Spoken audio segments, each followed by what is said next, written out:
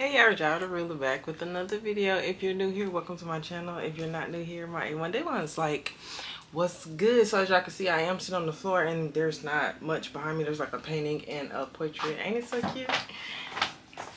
My boyfriend got this portrait for me. It's the post that I posted on Facebook for him on his birthday, and I was telling him happy birthday, so he printed it out in the portrait. Yeah. I know it's random, but anyways. So it's been a minute since I told y'all a prison story, so we're gonna jump right into it, right? Ooh, but let's talk about these braids. Yeah, I've had these done since the first. You see them? I love me a good set of braids because ain't nothing like being able to get up in the morning and just go. I hate having to do my hair, so I'm so glad that it's done. The girl that did them, she travels too. She came to me. My nail tech referred me over because when I went and got my nails done, which it is time for me to get a fill-in. When I went and got my nails done, I seen her braids and I ain't really say nothing while she was doing my hair. I was like, oh, they cute in my head. And then when I thought about getting some braids myself, I'm like, girl, who did your hair? So she referred the girl over to me because y'all know I got scammed the last time I tried to get somebody else to do my braids. So I just be doing my hair myself, but it be taking me like 2 days because when you do your own hair, you stop when you want to. But anyways, let's get into this story time because that ain't why y'all came here for me to talk about my hair.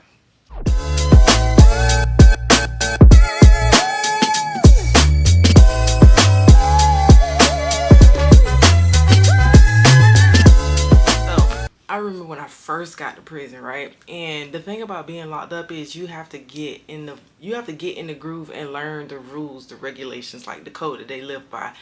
Because the code that you live by while you're incarcerated is completely different and makes no sense to the code that you live by when you're on the streets. Of course, it's a whole nother environment. So like when you get there, you have to like step back and watch people and learn and figure out what you can and can't do, the do's and the don'ts and all that stuff. It's not like a book that they give you when you first get there. So when I first got to prison, I had a very bad attitude. I had a bad attitude for the majority of the first half of my life, right? So when I got to prison, I mean, I was working on it, but I wasn't there yet. It's like when you trying to change, but you ain't completely changed yet. So it's like, please don't try me while I'm trying to change. Wait till I get on the other side and then press your luck. But baby, please don't press your luck in the middle because I'm liable to slap you like the old me would have, right?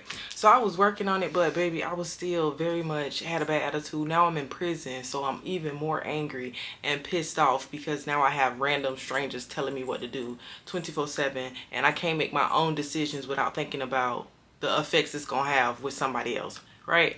So I remember I was in the county jail, right? And I had started watching basketball because we watch a lot of TV in the county jail. You watch a lot of TV, you sleep a lot, and you play a lot of spades. That's it. I learned how to play spades in the county jail. So I used to watch a lot of TV, right? So I had got into basketball a lot. Now on the streets, I ran the streets. So who was sitting at the house watching TV? Not me. I could not sit still. Now I love being home. Like, it ain't nowhere better than to be at my house in peace, not bother, in the quiet. I didn't like quiet before, so I was in the street. So I was not watching no TV, right?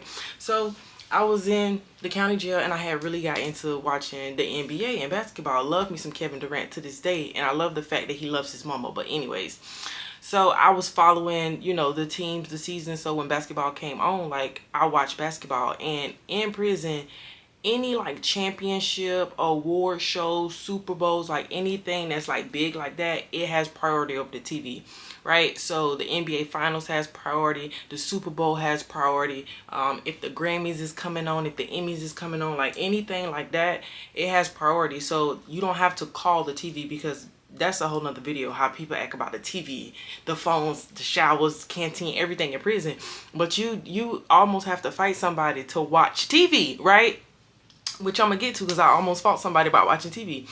So you don't have to worry about the big game. So it was Christmas. It was around Christmas time. And it was a Christmas game. And I remember OKC was playing. I don't remember who they was playing, but I remember OKC was playing. So I wanted to watch the game, right? So I done went from the county jail. Now I'm in prison. And I done teamed out. So I'm in the dorm with people who've been doing time since before I even thought about committing a crime, right? So they've been in here 10, 25, 3, 8, like different spans of time, but they've already gotten a groove. I'm new. I ain't been in prison probably 3-4 months at this time, so I was very green to the system, and then I was not in the mood to play prison with them. It took some time before I realized, like, girl, you're gonna make it hard on yourself unless you learn how to get along with the people, right? At least learn how to live and cohabitate.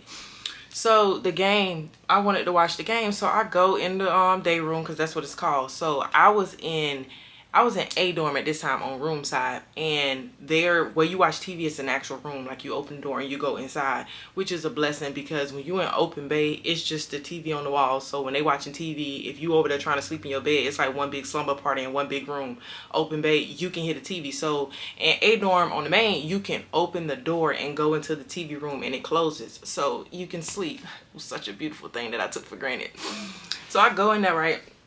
And the TV is on, and I'm like, I'm finna watch the game. So it wasn't nobody at the TV at the time when I walked in there. So I'm like, okay, cool. So I grabbed the remote. Mind you, I watched a lot of TV in the county jail, but I've never obsessed over the TV, right? I was one of those people, like, I'll just sit down and watch whatever y'all watching, because I'm not about to tussle with you about these people cable, these people remote, these people TV. I'm not about to tussle with you, right? It's not that deep for me. And plus, I'm gonna take it where it don't need to go. I'm gonna take it too far. So it's just best for both of us if I just let you have it and I just sit down, right? Because I'm just passing through, okay? So at this time, I pick up the remote and I turn the TV. You got to leave them people remote alone. I'm telling you, it is things in prison that you just have to let go, or you have to fight about. It's really not no in the middle. It's not no in the middle. So I pick up the TV and I turn to the game, because I'm like, we finna watch the game. I'm finna watch Kevin, okay? So I turn the TV or whatever. So mind you, I didn't know that there was a lady already in there watching TV, because I told you I came in there was nobody in front of the TV at the time. So I changed the channel. Now, in common decency, anywhere in America, right, you would expect where if it's a common area, and you get up to go to the bathroom, make you some coffee, make you something to eat, wherever you go, you forfeit your right?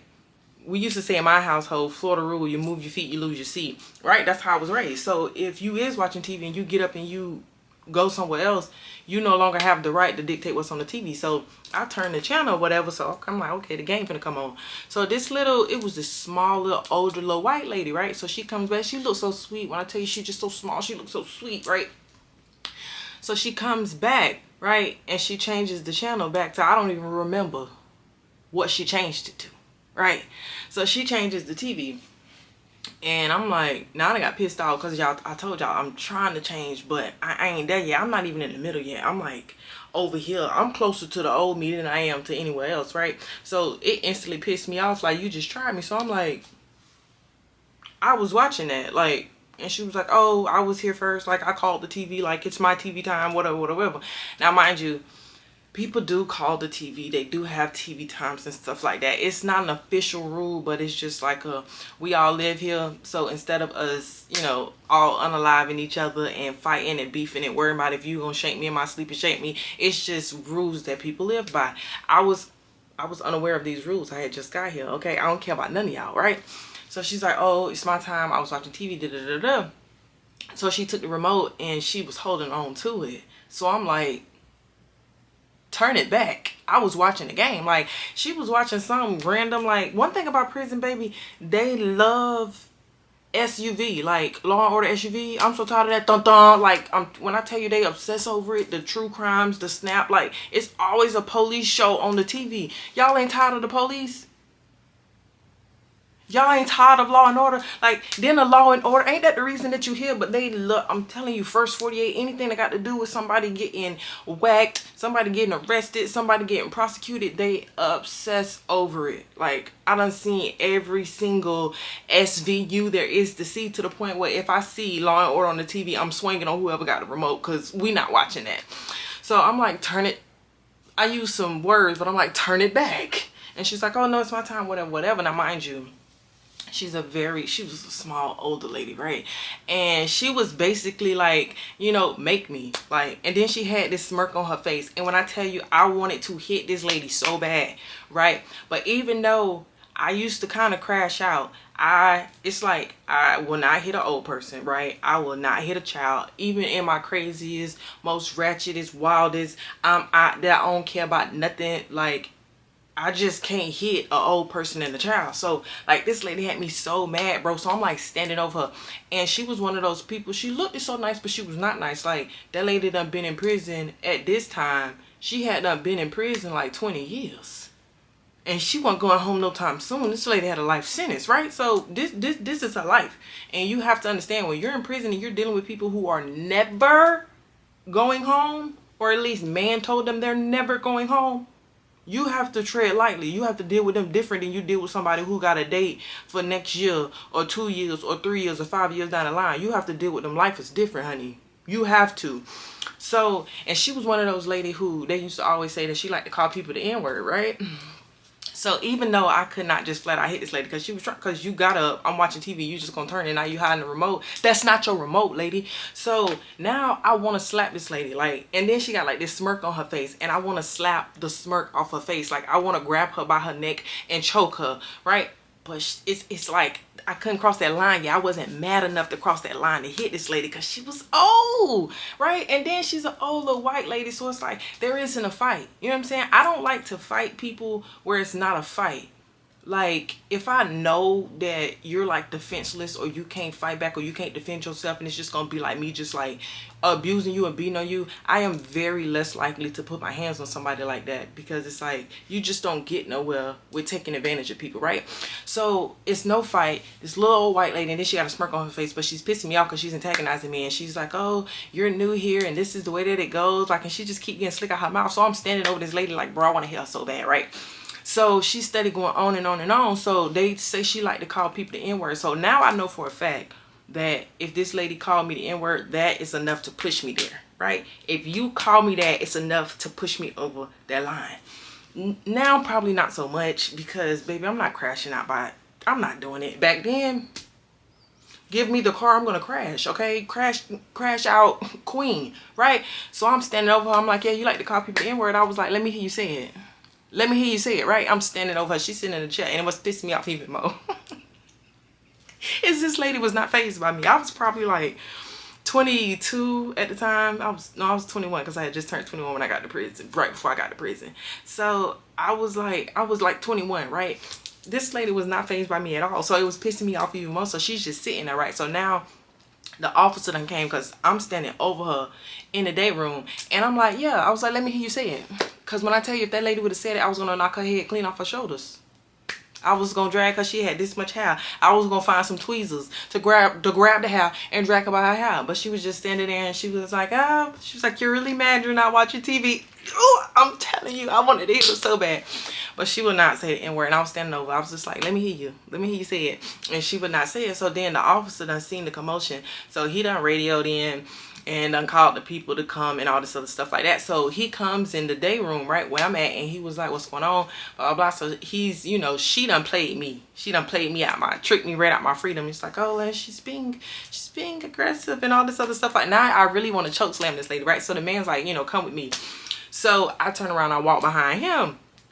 And then he was like, because somebody had already went to lock that day, right? So this is where I learned, in prison, you can go to confinement for being disorderly, right? And disorderly is like being loud, like being too, you know, arguing with somebody can get you sent to confinement. Being too loud and unruly can get you like you can. I never knew you could go to confinement for that, right?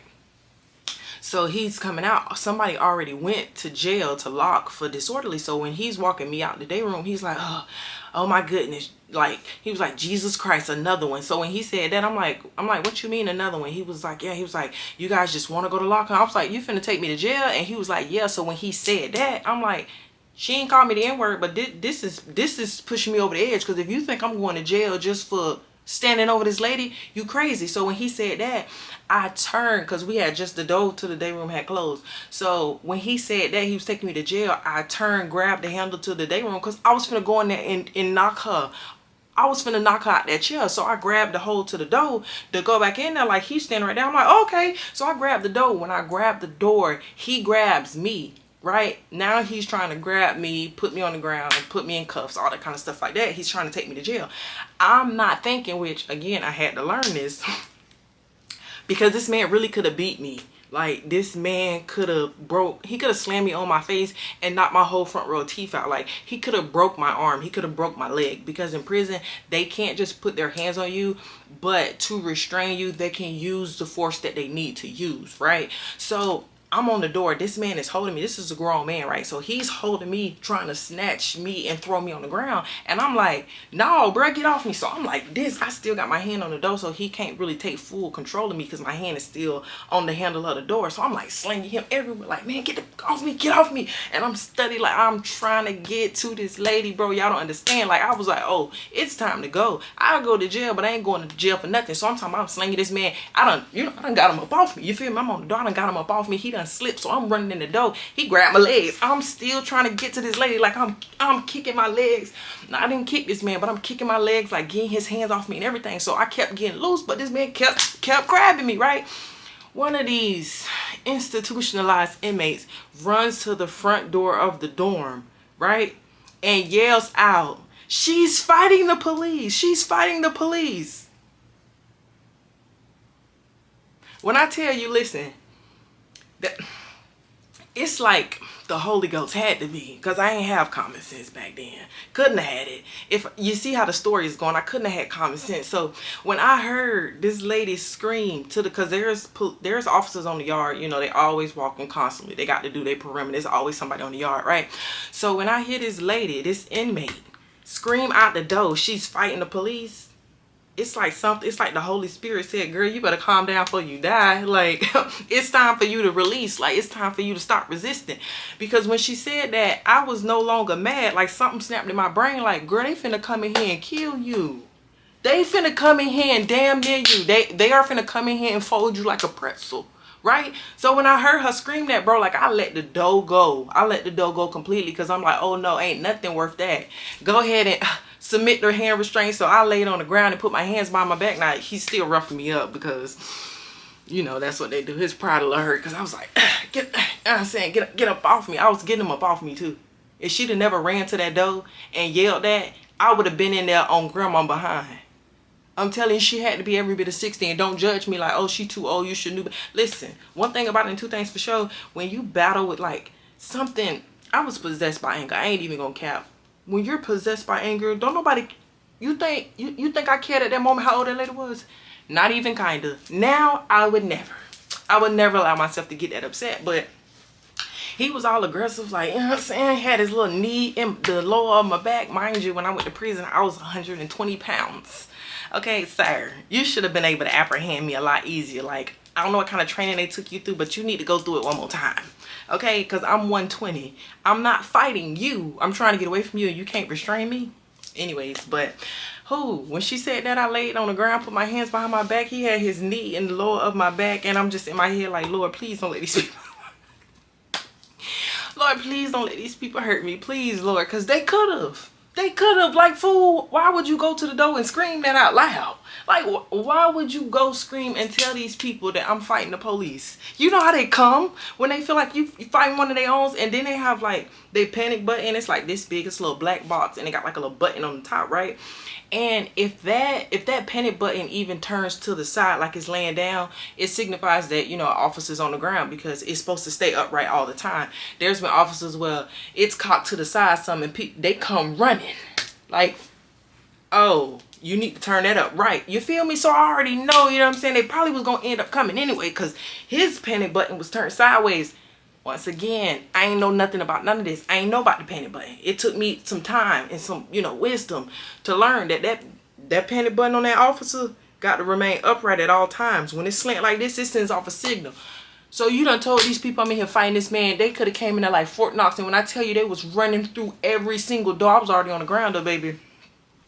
Honey, you ain't finna beat me. And if you beat me, you gonna have to deal with your conscience with that, because I'm no longer a threat. When I tell you I got escorted out of there by like 8 officers, and everybody looking like, what's going on? Baby, I learned a valuable lesson that day, right? Because first of all, that man could have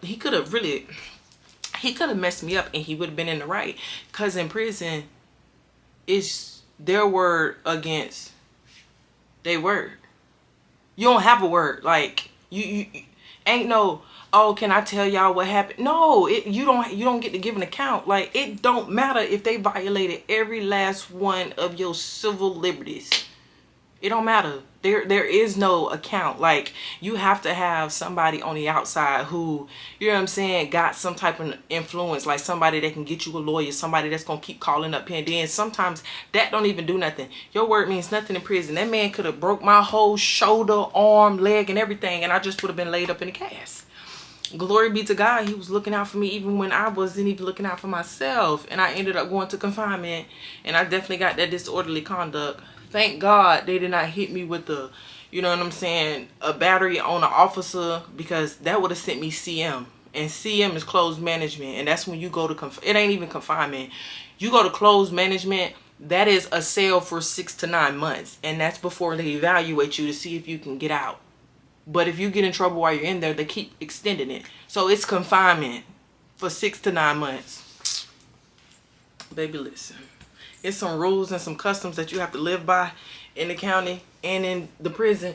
Baby, when I tell you I never touched another remote, because ain't nobody finna have me that upset. Y'all can have this TV. Okay? It ain't that deep for me. But child, yeah. All about a TV. All about a TV. And that lady had that little grin on her face. Now, when I went to confinement out that cell, I never ended up going back. So that was good. I got transferred and then I went to Gaston. But that's the story time about how I almost beat up a grandma and almost went CM. I done had some close calls, and I'm telling you, if it wasn't for God looking out for me, child, and that's not even the last time. It should have been.